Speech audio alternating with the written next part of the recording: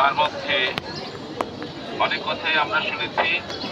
আমি শুধু একটি দিক নির্দেশনা করতে চাই, সেটা হলো যে কোনো রোগের চিকিৎসার চেয়ে রোগ প্রতিরোধমূলক ব্যবস্থাকে গণমানুষের society of haemophilia haematologic society থেকে আগত যারা কর্মকর্তা রয়েছেন, মিডিয়া থেকে আগত যারা সাংবাদিকবৃন্দ রয়েছেন, তাদের সকলের প্রতি আমার একটি অনুরোধ থাকবে।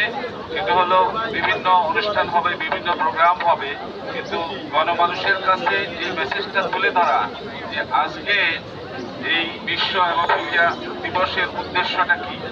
উদ্দেশ্য হচ্ছে আমি মনে করি যে সাধারণত এই রক্তবাহিত এই রোগটি সাধারণত নির্ণয় হয় না। অনেক রোগী রয়েছে যাদের রোগ নির্ণয় না হওয়া অবস্থায় বিভিন্নভাবে ক্ষতিগ্রস্ততার মধ্যে রয়েছে। যেমন উদাহরণস্বরূপ আমি বলি, আমাদের ডেন্টাল ফ্যাকাল্টির প্রচুর পেশেন্ট রয়েছে যারা বিভিন্ন ট্রিটমেন্টের জন্য আসে, কিন্তু তারা যে হেমোফিলিয়া রোগী এটি কিন্তু ডায়াগনোসিস আগে থাকে না। পরবর্তীতে দেখা যায় রোগী এসে প্রাথমিকভাবে বলে তার ব্রাশিংয়ের সময় ব্লিডিং হয়, অনেক সময় খেতে গেলে মাড়ি দিয়ে রক্ত পড়ে, অথবা কথা বলার সময়ও মাড়ি দিয়ে রক্ত পড়ে, কিন্তু আসলে এটি একটি রক্তরোগ। সেটি কিন্তু সেই সময়ে ডায়াগনোসিস হয় না। পরীক্ষা করে দেখা যায় তার রক্তের ফ্যাক্টর 8, ফ্যাক্টর 9 অর ভলের ফ্যাক্টর, এগুলোতে নানা ধরনের ডেফিসিয়েন্সি বা ঘাটতি থাকে।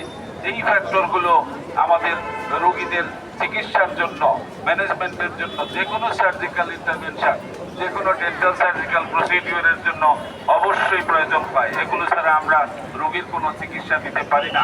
সেই জন্য যে প্রসঙ্গটি আসছে বারবার এই ফ্যাক্টরের দাবি এবং এই রোগীর যথাযথ চিকিৎসার জন্য যে প্রক্রিয়াগুলো গ্রহণ করার জন্য প্রশাসনের পক্ষ থেকে আমরা অবশ্যই এই ধরনের যত রকমের সহযোগিতা সম্ভব এটি আমরা করতে চাই।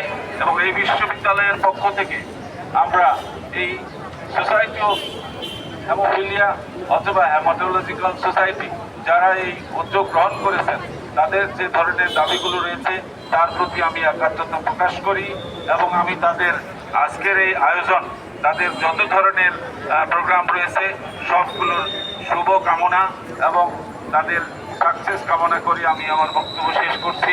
ধন্যবাদ সবাইকে।